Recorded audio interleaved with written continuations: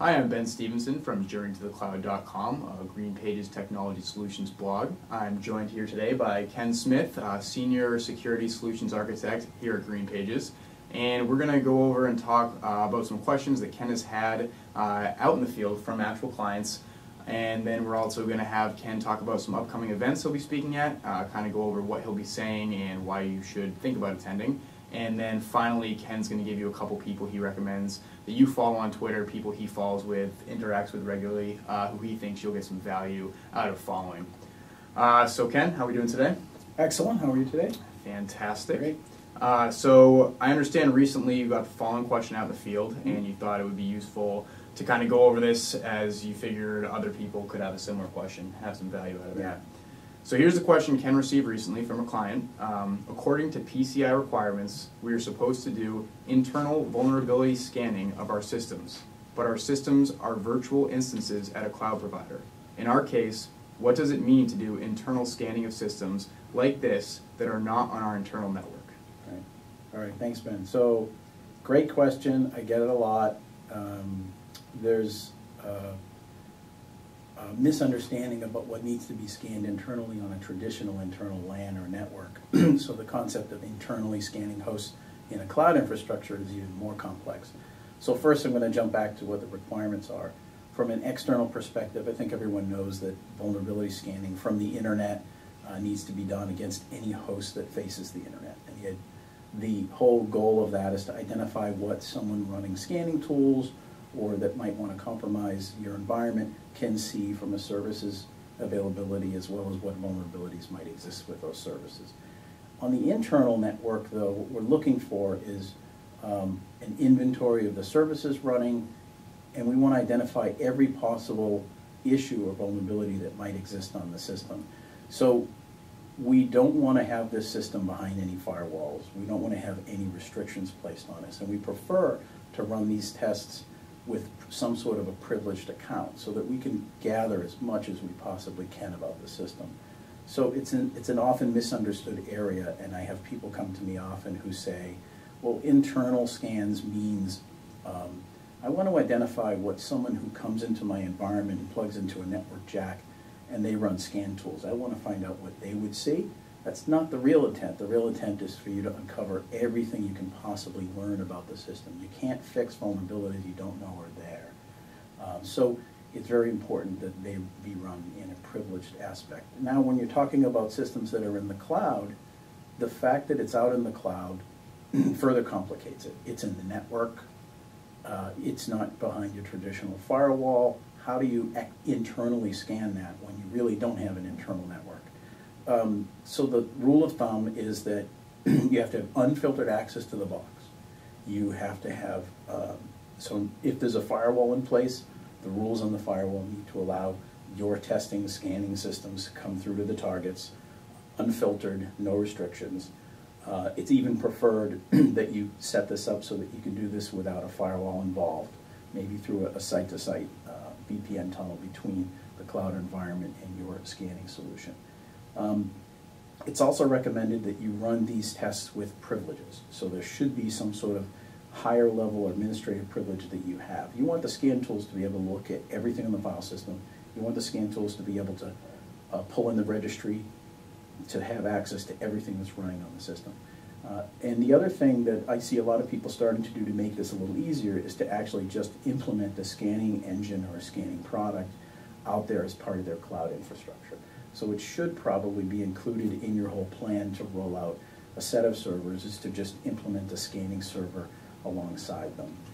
That way there's less work for you to do when you need to do your regular scanning, and that scan host will have internal, if you think about the internal network that you get with something like Amazon AWS, you can set up an internal network so that they can all talk to each other and you can identify what the vulnerabilities are. That way you meet the intent of those internal vulnerability scans for a system that's in the cloud. Okay, great. Now, just out of curiosity, how does that answer usually go over when you give that to a client? Does that usually resonate well, or? Yeah, it's usually, oh, I get it. Yeah, you know, makes sense. So there's a lot of confusion. And even in traditional internal environments, I have done PCI assessments where the client has handed me a report that was a vulnerability scan against a a very sensitive system that held encrypted credit card information. And they handed me the report, and the report had nothing in it. And the findings were that, well, the system's firewalled from the rest of the users, so we can't ping it, you can't talk to it. We ran a vulnerability scan against it, so we consider it clean. And that's not the intent of the internal vulnerability scan. It's really to get as close as you possibly can to the host system itself to identify host, operating system, and application issues and vulnerabilities on that host. Excellent. Now I understand Ken's going to be speaking at a couple events coming up.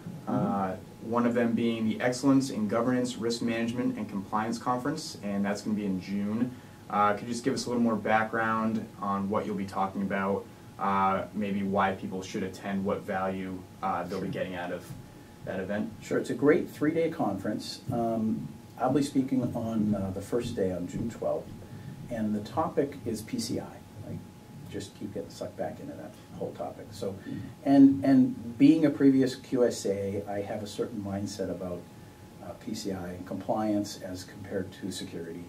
And I have my opinions, and I'm going to share some of those opinions at this particular presentation. To give you an idea of the topic and how I'm going to discuss this, the title is PCI, Precarious, Contextless, and Inconsistent. So that should give you an idea of what I'm going to talk about. And now that I'm no longer a QSA, I can be a little more honest. Yep. And that's a great event, and it's what I really like about the event. It's not vendor sponsored. It's not full of ads. It's not, you know, even GreenPages is not a sponsor of the event. No sales pitch anywhere.